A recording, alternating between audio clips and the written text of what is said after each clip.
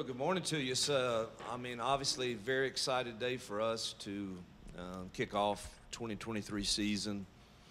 And I know it's, spring practice is important, and going through summer training is vital, and recruiting is a priority. But now it all kind of gets to the point where you have to put all those pieces together and find out how your team handles the pressure and the heat of being strained and stressed in a great game that we all love, and try to prepare yourself to compete at the best level you can for the 12 opportunities that you have. And that, in my mind, is what fall camp is preparing us for. And so everything kind of culminates with this. And we had a good kickoff last night, and excited to get on the field this morning and see, hopefully, one of our themes that I'm trying to teach throughout this camp is this idea that, my favorite definition of commitment is it is an obligation that restrains my freedom of action. And people don't like that, but that's what true commitment really is, from a football team or to your family.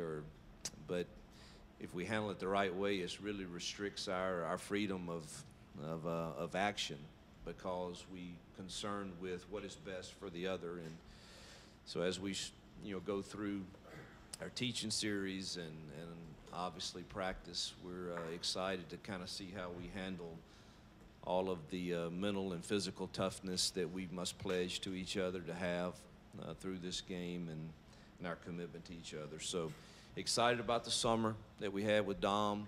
I think we're bigger and stronger, look better, and believe, like I've said many times to you guys, I believe we have improved the Auburn football team through recruiting. What does that mean as far as closing the gap on the guys in this conference? I don't know yet, but we're excited to find out. If you raise your hand, we'll get a mic to you, front row. Coach, is Jarquez Hunter back at practice, and are you expecting him to be available for game one? I'll say this again. I think, and this is, I understand the question, but matters related to team rules and procedures, they're handled internally, and it will not be discussed publicly. Next, middle. You've got over 20 scholarship players that weren't out in the spring. Just can talk about the timetable and how long it's going to take to try to evaluate them and figure where they fit. Well, that is the most uncomfortable. This is probably Kirk on our way down asked me, "Man, how excited are you about fall camp?" And I said, "This is the most uncomfortable fall camp I'm going into," and it's because of the new world. And obviously we have players that we added after spring ball. One's a quarterback, and I haven't coached him a single practice, and everybody's asking, "What do you think?" I have no idea, and so it makes me feel a little bit anxious that I feel like I may be behind in our evaluation of who we are and what we can do, and maybe we are. That's a feeling I have to battle, and I'm ready to get it, on the field and try to see what's accurate. Are we really behind in our evaluation because we have so many new faces and they're learning a new system, and or is it okay and we're on track? And so I don't know if I answered your question very well, but it's an uncomfortable feeling. But I think with the new rules as they are, to rebuild a roster, we did the right thing. And now we've got to go and hurry up and catch up if we are behind in our evaluation of everything. On the far right side back, Coach. Coach, you added an offensive lineman earlier this week to the team. What can you tell us about what he brings to the room? Yeah, there's no secret that I thought I've made that a priority. And Dylan was a highly recruited kid out of high school, and I thought that when he went in the portal, Jake had a relationship with him already, so did Darren Hiller, who's a new staff member here who's been with me before, and I think that gave us an edge. Man, he is a big, good-looking dude, and he's a freshman. And so basically, I think we've added a guy that has a long-term future here. He fits the Auburn culture, and so does his family, and excited to have him. He's swimming right now because he just heard yesterday what we call inside zone, and that's all new to him. But he'll be patient because he is just he's a freshman. And so I think it helped us depth-wise, and obviously long-term gives us. And truthfully, you know, you got a guy that's locked in that can't transfer because of the one time, and that's something that plays into it also. Front row right here. Hey, talk about the uncertainty with Peyton. But you know him. You've talked to him. You spent a lot of time with him in the last few months. Talk to me about your relationship with him and what you've kind of gleaned about him so far. It's impossible for you not to visit with Peyton because he demands it. I mean, it's like I'm on my phone every day. Hey, Coach, you got any free time today? Hey, Coach, you got any free time today? And he's and I love that about him. And so, yes, I feel very comfortable with who he is and his leadership and his desire and his preparation and his football IQ. But you got to make plays, and I haven't seen that yet. And truthfully, I'm excited about the competition between he and Robbie and Holden. So I think it's going to make them all better. The competition at wide receiver has ramped up dramatically too.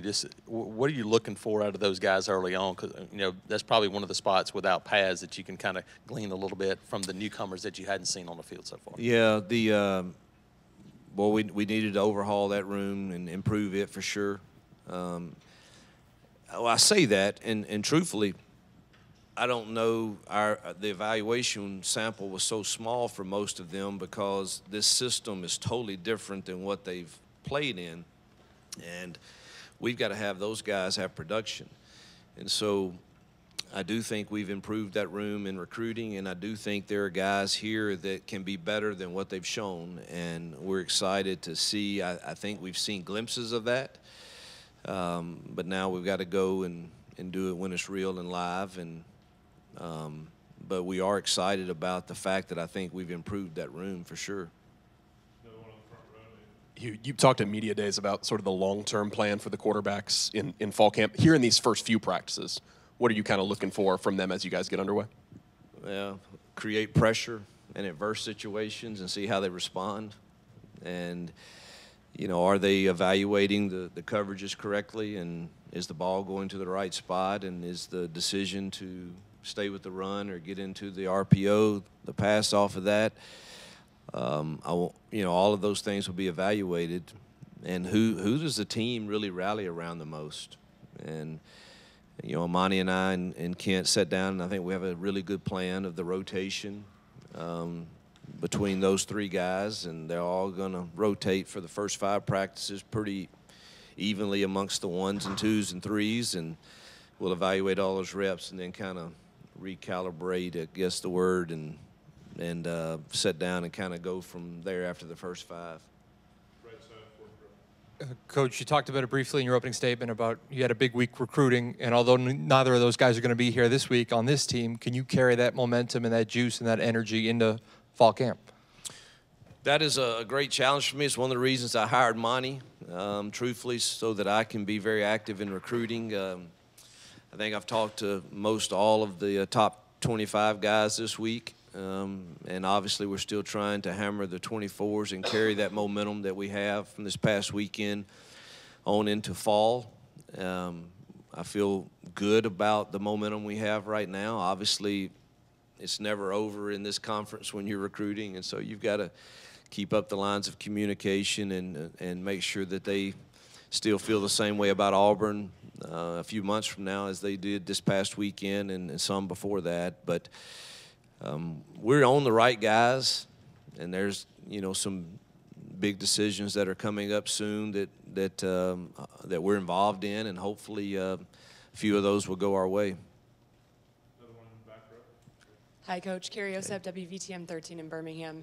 On that same notion of recruiting, some would say that here in the SEC, it's a different ballgame when you enter that and add in recruiting, NIL, transfer portal. And to seem like you've had immediate success, how do you feel that you've adjusted in this short amount of time with all of that said and getting this team prepared? And what's been the ultimate challenge getting back into this? I've always felt like, I want this to sound the right way, that I was pretty decent at recruiting and that I had a good plan and a good plan for the staff. And so I'm not really shocked that, and I think it's easy to recruit to Auburn. I mean, this is one of the elite programs in the country. Maybe we haven't had the production in the last few years that that is expected. I wasn't here, I don't know, and so I'm not really surprised that you can recruit at Auburn. How have I adjusted to the new college football world? I'm still adjusting, truthfully. It's different.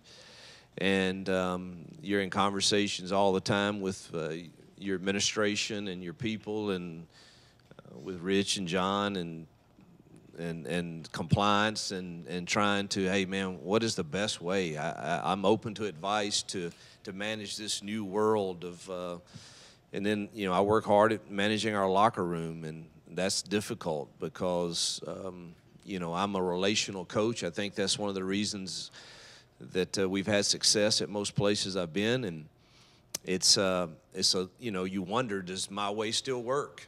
And we're getting ready to find out. And that's, so I'm still adjusting to all the new things that are a part, but I'm not a complainer, and there's no need in complaining. You don't control it, and it is what it is, and some of it I like, some of it I don't, and but we've got to handle it and be the best at it that we can be. Third row on the left. Right here, Coach. As practice begins today, is there a group that particularly excites you, and then is there a group that you're looking for the most improvement as camp begins today? Well, I'm excited to see a lot of the new guys, truthfully. If there's a room that really excites me, I mean, I'm excited about our O-line. I really think we've improved ourselves there. And, again, I don't know how much we closed the gap on that. And I think we've got to improve our mental toughness and our attention to detail in the secondary. I do think we have some talent there, but it's some older talent and then there's some really good young talent. And I don't think any have been stressed and strained enough to where that we need to be. But I do think we have some talent there. So I want to see them improve that aspect of it. And obviously the quarterback room, you're excited to kind of see how they compete. Coach, with this being your first fall camp at Auburn, I know you said you were a little uncomfortable going into it, but what are you really trying to emphasize to all of your players during this fall camp? The commitment it takes to win today. Truthfully, it's really that simple to me. Is do we have that toughness, the mental and physical toughness, through the commitment that we've declared we have, and to win today, and then stack the days from today to tomorrow to the next day to the next day. And that is the secret sauce, and the team that can do. Listen, most people in life, in my opinion, and I'm guilty of this too at times, we find a way to be consistent, but maybe we're really not committed. And unfortunately, when the reveal party happens, it's a little bit too late in this game. When you find out when it gets real, and oh heck, he was just consistent. He really wasn't committed on 4th and 1, and it gets revealed.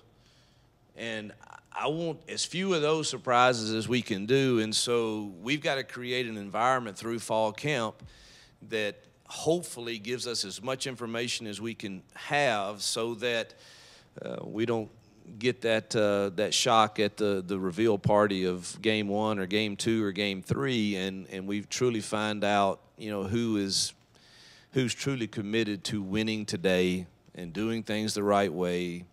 It's about I think they sent out a tweet this morning that I said last night is about as simple as I can put it, is you have to behave as a champion before you can become one, and that's everything from nutrition to your locker room to your timely manner, to the way you dress, to the way you talk, to the way you think.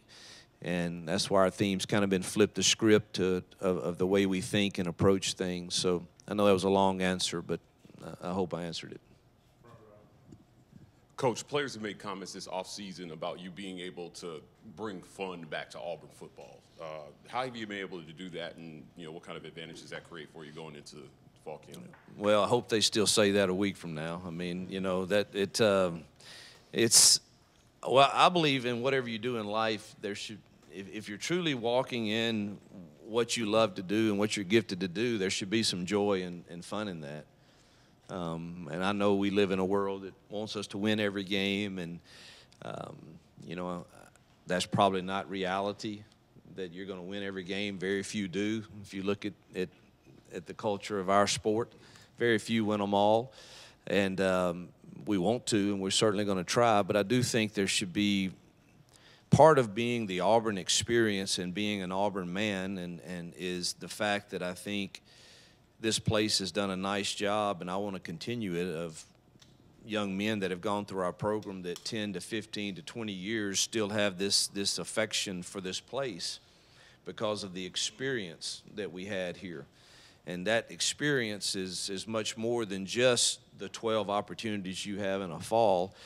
And so I hope that they will continue to say, man, Coach he's positive. He has a good vibe about him. He's fun to be around, and even when it's stressful and difficult, and truthfully, I will tear them down some during this camp, not intentionally and not with some mean-spirited part, but you will break people down, because I think, after you have failed is when you really can have great success, because you learn from those things. And so, but I do think I have the ability to immediately bring them back up too once they've had a bad day or a bad practice or bad reps. I don't think they will ever think, well, he's thrown in the towel on me.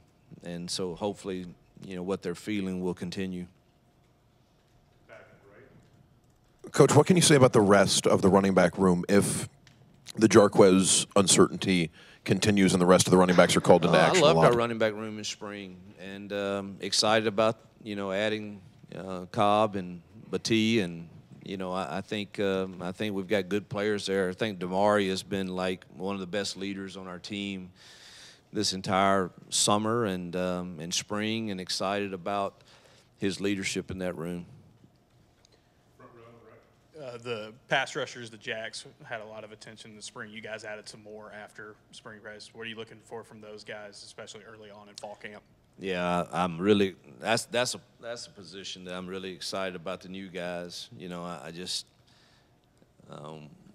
Elijah's an incredible human being and incredible leader. He sets a great tone for our defense, and in the locker room, just being around him makes people better. And but man, adding Sings and Jalen to that room, I think gave us some pop and some explosiveness that we needed some more of. It used to be you added stress by 3 practices a day, doing all these. How do you do that in this world? Stress guys and push them. Can you give us a little insight into how those things are accomplished now? I think it's still the same way. You just don't have as many opportunities, and probably it's not as stressful physically, but the mental aspects of the way you prepare and the way you practice are still there. And obviously we have them a long time in the film room when you're not in school, and you have these 10 or 12 days before we start school. I mean, we've got a lot of opportunities to strain them and stress them through, who's going to do the little things the right way, because how you do one thing is really how you're going to do everything at some point.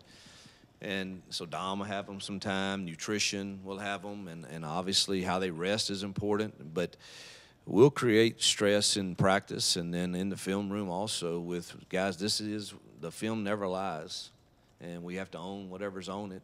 Coaches also, we'll stress coaches. I mean, because the old saying is you either coach it or you allow it. If it's on the film, are you coaching it that way, or we're allowing it? And we've got to fix it if it's not the way if it's not being done the way we're coaching it. Hugh, I know we asked you a few weeks ago. Do you have any Injury updates for the beginning of fall camp. Do you expect anybody to be held out? I guess how healthy are you guys? But T is limited, but we'll practice from his. He had the procedure done on his foot, and shoot, I think that's it. I think we're blessed. There may be a few more that are somewhat limited, but I think everybody will be out there today.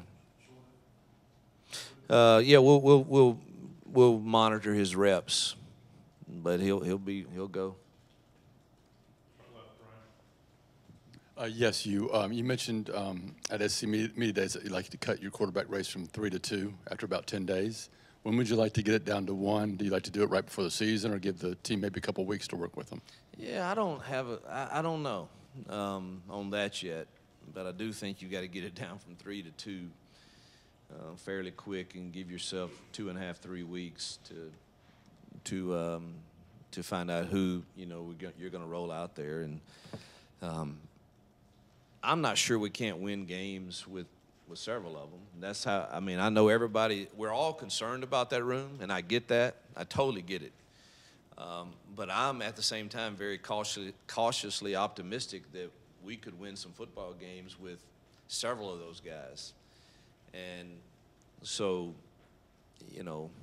how that plays out, and we may, it may be 3 games into the season before we really know this is absolutely the guy we got to roll with when it's crunch time. But I hope it's not that, but it could be. Anything else? One follow-up on the question. So is it safe to say that you maybe don't feel like you have to have a bona fide starter going into game 1 at quarterback? Well, we'll have a starter. Does it remain bona fide? Show me the stats from game 1, and it comes down to how's the quarterback judged. His quarterback is judged by how the team plays around him and his win-loss record. And obviously, if you're superior to your opponent at some point, that can be misleading. So you have to dig a little deeper and see how he really performed with what he's asked to do. And we obviously will have a starter for game 1, and it will be his at that point to take and run with. Or obviously, we're not going to sit there if we're sputtering, and when I think we have other kids that can play. So, but we'll have a starter game 1. Yeah, you just added Senda the other day. Are you finished adding players for the 23 roster? Well, I will never answer that with the definitive. Do I think so at this point? Yes, but heck, I don't know. I mean, this new world, I get kind of surprised all the time in this new world, and so I would hesitate to ever put myself in a box where you thought I misled you or something. So I think we are at this point, but I would never say never on that.